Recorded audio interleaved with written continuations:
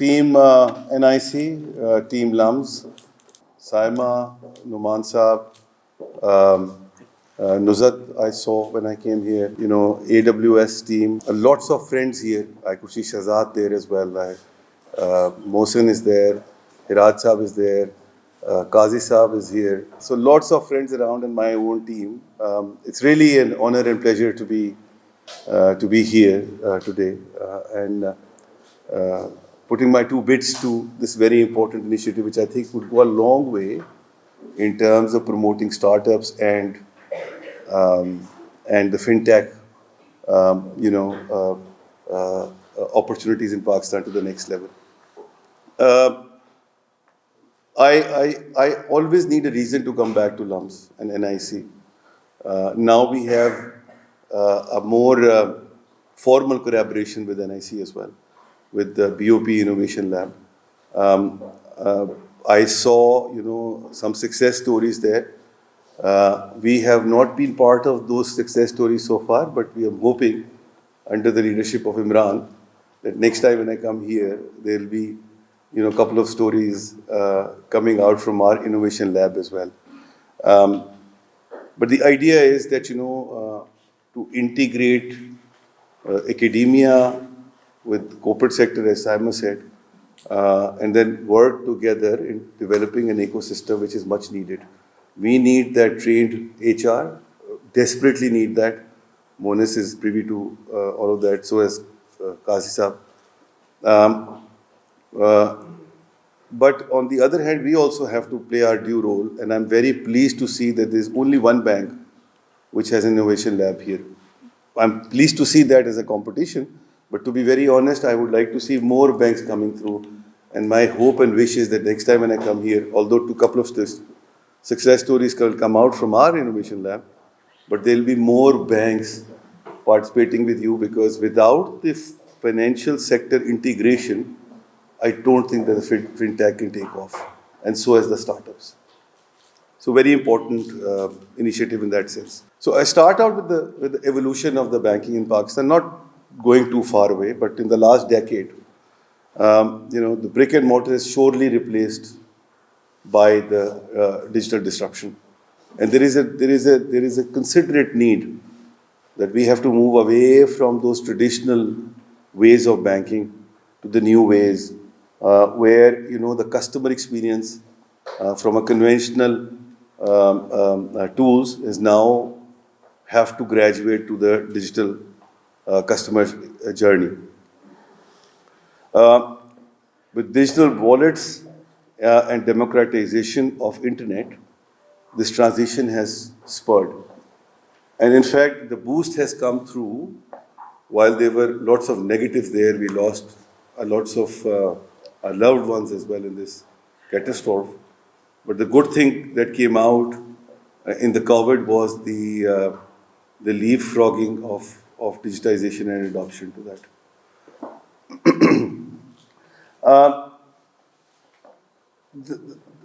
The space of the digital banking is evolving very fast. So as I speak, it feels like that, we've already kind of behind the curve as far as the international trends are concerned. So looking at now where the world is moving, is Web3 and, blockchain based digital wallets, based on the strength of, crypto and NFTs. In fact, Imran is here. We also explored a possibility of doing an NFT, but then the regulation came in our way. And as Saima mentioned, on the public policy side, I think those things need to be debated for us to make sure that these global trends, we are very much part and parcel of it and take the advantage of that situation. We have 32 banks in Pakistan, licensed banks in Pakistan, but the industry dynamics are very interesting. 80% of the deposits and liabilities vest with 10% top 10 banks. And if I were to cut it down further, in top 5 banks, perhaps that number is, is 60 to 70, 65 to 75, 70%.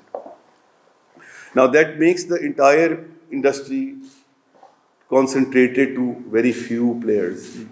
But on the other hand, if you look at the flip side of it, it also gives the opportunity that those 22 banks have to look at some new areas and disruptions in the technology space to take the advantage of the situation, not to compete with these giants, but to create their own niche.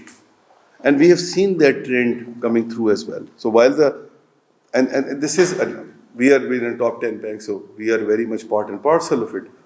For us to respond to the changing environment takes some time, but for a smaller institution, it takes much quicker. Monas, I know, is working very closely with the B Bank, which is the largest bank in Pakistan. For them to turn the ship around will take a while.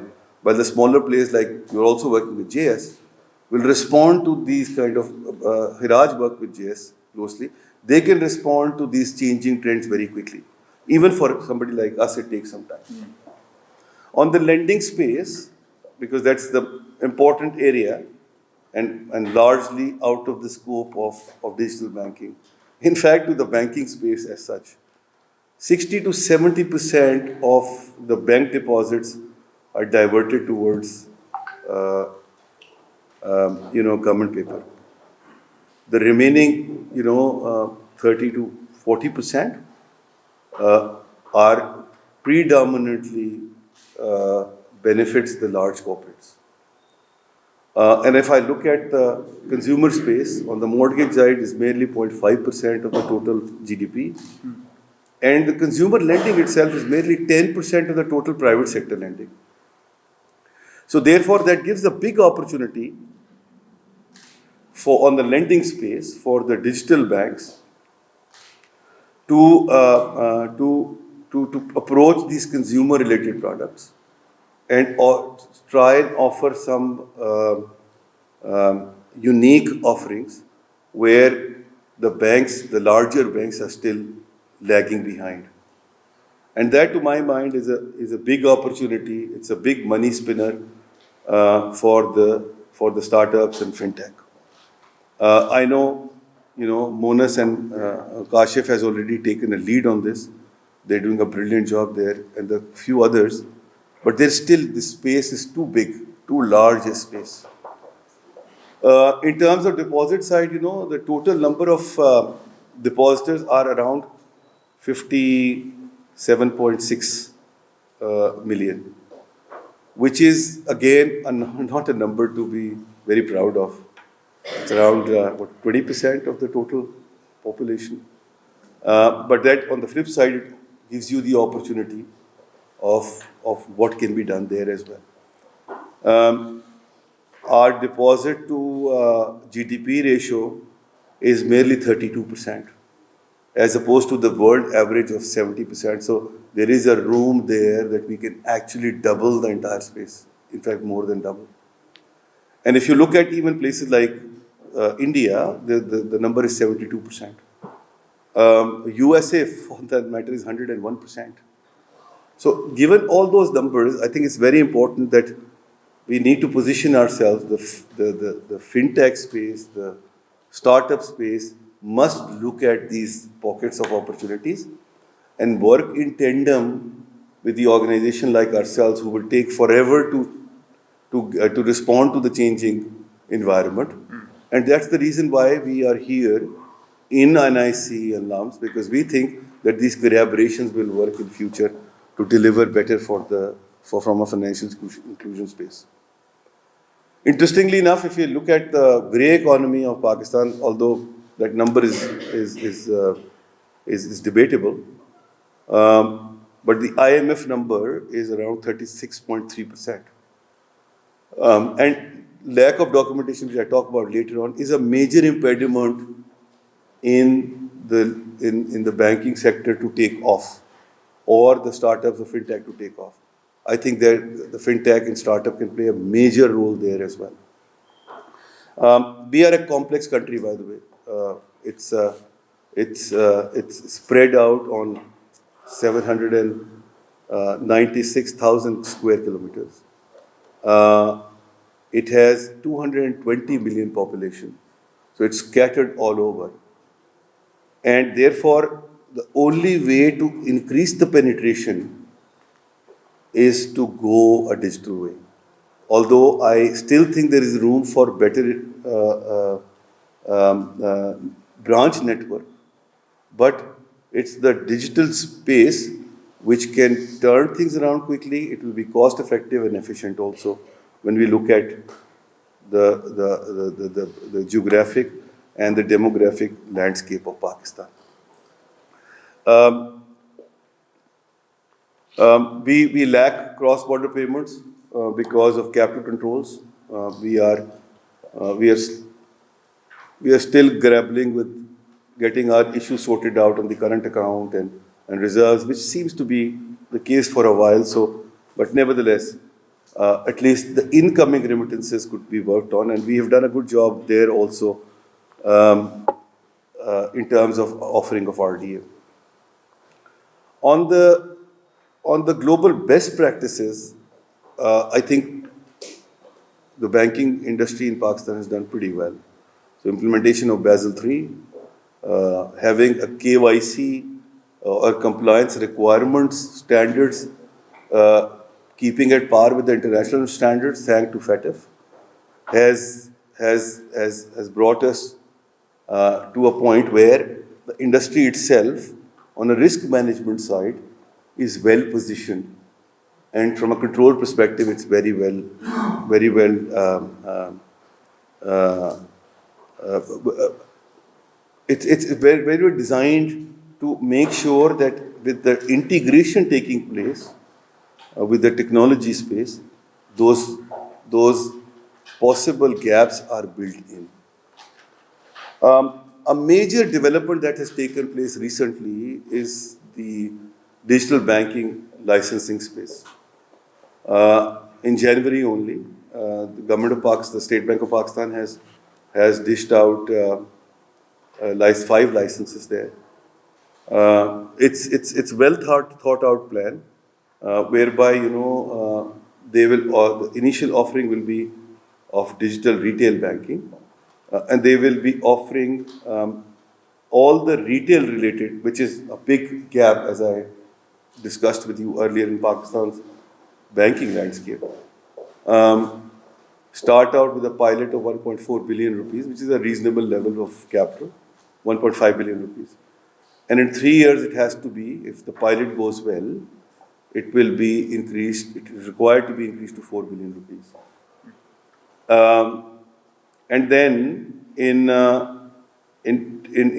another 2 years, which is 5 years from the date you get the license for DRB, Digital Retail Bank, you can actually opt for a license and increase your capital to 10 billion to have a digital full scale banking. So therefore, it is which whereby you will be able to then tap the SMEs and corporates and everybody as well. Frankly, to my mind, even if we can find ourselves to digital retail banks alone, that itself is a huge opportunity. I know, some people are working very actively in the space of SME and agriculture, and they will also come into the full banking license space. But nevertheless, it's the starting point with consumers, which is a big opportunity here. So in terms of the integration of e-commerce with banking, we have done reasonable job in terms of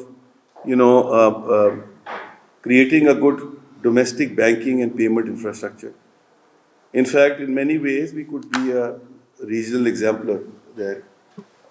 Unfortunately, we have been stigmatized for all the wrong reasons, but there are certain pocket of islands of excellence as well. And in terms of coverage, growth, rate of growth, and improvement in technology service offering, I think we have done a pretty good job in the last 3 years. And if you look at the numbers of how the mobile banking, internet, and e-commerce has done, then the growth numbers are very impressive. We're talking about 119% in mobile banking. We're talking about 58% in internet banking. We're talking about 225% in e-commerce. I admit that the base was low, but nevertheless, it is still an impressive number. But the barriers to financial inclusion are very much there, and with the technology adoption, I think we can overcome those barriers also. The typical barriers are the economic informality in the economy. It's the limited access of banks and financial services because of the geographic spread, as I've talked about earlier. There are many places where still the representation of banks are not there. I was heading up national savings, where by design, and he knows that very well, by design we were required to have at least one branch in districts, whether we make money off them or not. But when you talk about an industry which is 80% privatized, which is banking industry, then the considerations are very different from a public sector. This thing, even the remaining 20% people like ourselves who are public sector, we are also under pressure to perform well and remain in line with the competition. So therefore, the collaborations are become even more important. Limited financial and digital literacy, big problem. We need to work together, LUMS, NIC, corporations like ourselves, yourselves, of how we can work together there. We'll be happy to talk to AWS about it and take it forward. If you think that there's some kind of digital literacy program which is required to be rolled out, we'll be happy to support you on that one. Then my favorite is the low level of women inclusion. We have 50% of our population women, but unfortunately, their participation in our employment space is less than 20%. If I look at the industry average, that's around 38%. So even if we catch up with the industry average, although our women are so enterprising and so resilient, that I would like to see a better number than the industry average. But nevertheless, I'm willing to settle at the industry average as well.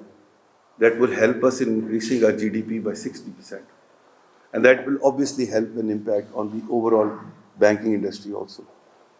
I cannot, while talking about the digital space, I cannot undermine the importance of brick and mortar either.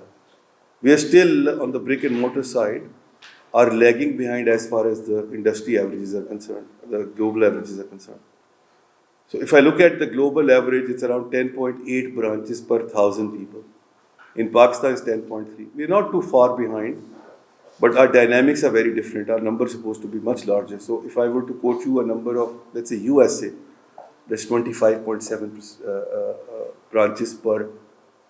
And the technology adoption there, by the way, is at a different level as well. We talk about India, it's 14.7%, Sri Lanka is 18.6%. These are all numbers which give us some kind of semblance of, while we have to focus on the technology space, but let's not lose the eye on the ball as far as brick and mortar is concerned. And my sense is that brick and mortar has to work in tandem with the technology side, and it will only complement each other. In 2015, State Bank of Pakistan introduced National Financial Inclusion Strategy, NFIS, with the objective of having, universal financial inclusion. And that focused mainly on leveraging, mobile wallets and easy accounts, increasing access points, implementation of National Payment Gateway, a good work was done there. And it also had a plan of having, of development of remittance gateway. So in a way, RD has kind of one side of the equation taken care of, but the real sense of the remittance gateway is still lacking. And we can figure out how we can work together with people like AWS, learning from your international experience, 190 countries and 1 million customers, which you can guide us on what required to be done there. And we'll be very happy to partner with you to go to the central bank with our friends in fintech and make a representation of what the other countries have done and what we do to make sure that it's a success. Two initiatives that we are very proud of is RAST and Roshan Digital Account. Roshan Digital Account needs no introduction. It's essentially a remittance, a foreign remittance receiving portal, whereby, so far almost $6 billion of flows have gone back and forth. RAST, on the other end, is for the local payments. It's an end-to-end digital payment system for individual businesses and government entities, but it is still at the infancy stage, and we see this to be a next big thing, thanks to support from Karan Das, which helped in creating that payment gateway there. On the financial inclusion agenda, since I'm representing BOP, so a little bit of marketing of BOP as well. Sorry. Yes. So, following the strategy, NFIS, I believe and we believe that in order for technology adoption and offering it to the customers, it's very important that you adopt the technology within the organization as well. So digitization within the organization is the starting point. And if you remember, in National Savings also, we did the same thing. We transformed the entire those FITA files to then sending us the approvals on WhatsApp, and we used to respond to them on WhatsApp.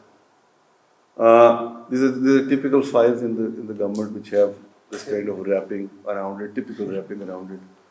So we kind of try to do away with that. For that, the starting point was to make people adopt internally to the technology. If they feel comfortable with that, that's the only way they can service their customers also. So as a starting point, we have started digitizing our HR function. We've started digitization our loan origination system. And we have also adopted very aggressively, and that helps us in our financial inclusion initiative, which is a financial inclusion initiative as well, is a portal called LRMIS, which is Land Revenue Management Information System. So from the agriculture side, this has transformed the agriculture lending in a big way. And we are very much, one of the most active banks in that space. And this was 2016 actually. And there has been some graduation there. We offered Khidmat card with Punjab Social Protection Authority, which has now 1 million vulnerable population benefiting from. These are all digital cash disbursements to people from transgender to pregnant women, to young girls going to the school. These are brilliant initiatives. We've recently launched Punjab Mazdoor card with Punjab Employee Social Security Institute, PESI as we call it, for underserved labor class and blue collar segment, whereby we are offering certain discounts to them on the schools and hospitals and uniform and shoes, whereby the effective spending ability of the people have increased from, let's say, 25,000 rupees to 36,000 rupees. And that is also making sure that the minimum wage that the government has set is also coming through in the system, and people have not been shortchanged. One project that we are all very proud of as a team, Nofal is here, Nofal is spearheading that initiative, is on the economy housing.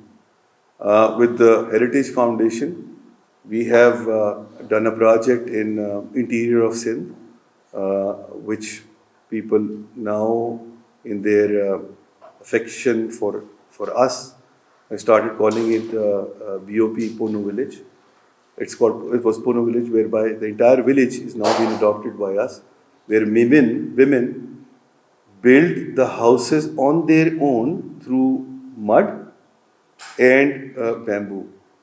And then that creates their livelihood as well. And then we have developed a microfinance endowment fund, whereby that money comes back to us. These are not donations. It's the money given to that woman. The home is also in the name of women, so that women empowerment is taken care of.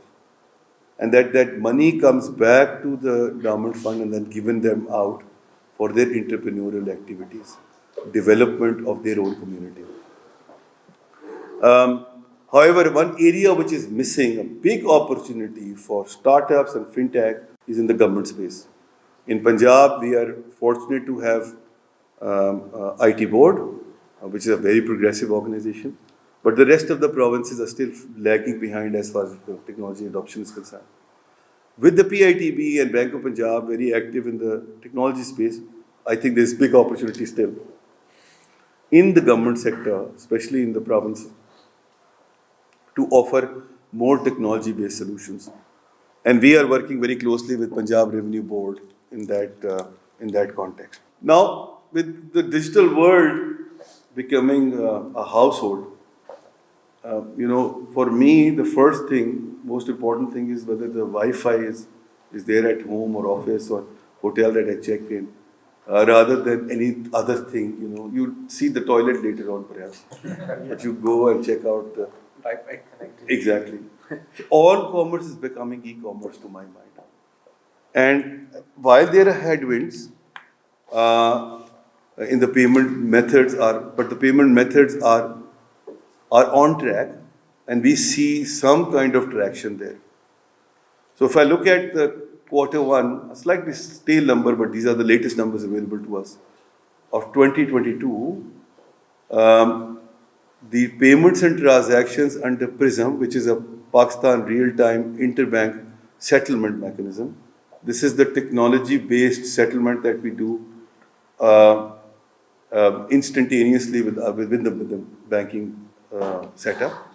And e-banking, the transactions amount to 159 trillion and 27 trillion respectively. 159 in PRISM, and e-banking 27 trillion, as opposed to the paper-based transaction of 42 trillion only. So that gives you a perspective of how things are transforming in Pakistan. The sooner we react to this changing landscape, better it is. And the line between online and offline commerce is blurring for sure. Steadily moving into the B2B space, banks can play an instrumental role in collaborating, making their own digital offering more robust to make sure that we take the advantage and ride on the back of this changing opportunity. Customer co-creation, a novel form of strategic partnership between various players. But to my mind, the most important thing remains, and I'm saying this at the right place right now, is the domestic capacity enhancement. And as I talked about it earlier, we'll be happy to collaborate with you and take it forward. AWS needs no introduction, cloud computing platform, number of customers we talked about earlier, the representation in the countries as well. Your footprint in Pakistan will stimulate this local digital startup ecosystem in a big way. And as Saima already said, what is expected from you, we will play our due role as corporates. LUMS is there, NIC is there to facilitate and making sure that we work together to give you the necessary comfort. Your presence will help us in plugging that infrastructural gap that exists right now. And such services are absolutely inevitable when it comes to the next level of growth in fintech. In the fintech space, also open banking and banking as a service is also picking up very fast, making it easier for the new players to enter the market and the existing players to expand big time. We see on the e-commerce space and fintech, people are doing a lot of marketing on the social media, but the payment piece is lacking. And if the paid by link is somehow introduced and encourage people to follow, then we see this as a major opportunity. And for the fintech community, leveraging the AWS tool set can also work to bring smaller businesses into the cloud through a merchant registration platform. For tier 2, tier 3 small scale businesses, fintech can play a major role. Banks are not even in the tier 1 right now. So tier 2, tier 3 are still far of a dream for the banks. And this is a big opportunity for fintech and startup to look at. The typical problem statement for startups, which I will leave behind after my long and stretched address, sorry, Badr and Salma, for your roundtable, is so many of our businesses are not digitized from the payment side. What are some other novel ways in which the fintech community enables AWS can help improve the situation? I've already done my marketing enough. BOP Innovation Center we are hoping will have profound impact on the startup ecosystem, strong industry academia partnership, provide entrepreneurs with access to resources, much needed access to resources, network and knowledge. And the main 4 areas that we focus on is collaboration with the fintech and startup, customer problem solving, optimize digital experience, and stimulate digital culture. NIC contributed significantly to prioritizing entrepreneurship, particularly in the low-income communities. With the inequality increasing in wealth and income, I think this is a big opportunity for the low-income communities to look at this entrepreneurship in the digital space. And we need to work together to make sure that there is some kind of balance in the society. And we've seen that across the border in India, how that inequality is kind of subsided with technology becoming an integral part of their economy. The collaboration between AWS and NIC, we see the ecosystem for the Pakistani startup space to be thriving. I'm very optimistic that the BOP's Innovation Center at LUMS and NIC shall play its part in furthering this much needed digitization drive and bringing about the future of banking in Pakistan. I'll leave behind a few books for you and Please. which will keep on reminding you about your inaugural visit. Very first. Yeah, so we hope that keep on reminding you how great that visit was. And it's about the heritage of Punjab. We'll share it with you, a few other books as well. Thank you. And we will be very keen to take this discussion ahead in terms of having some kind of concrete results out of it. So collaborating with AWS. Shazad, you are here. Yes. I know that you were already talking to Faisal, And and Imran is also here now. So if we can talk about some concrete things to be done. I'm happy to be partners with people like yourselves and systems and whoever else is interested. Let's work together in making things easier for your arrival in Pakistan. Thank you very much.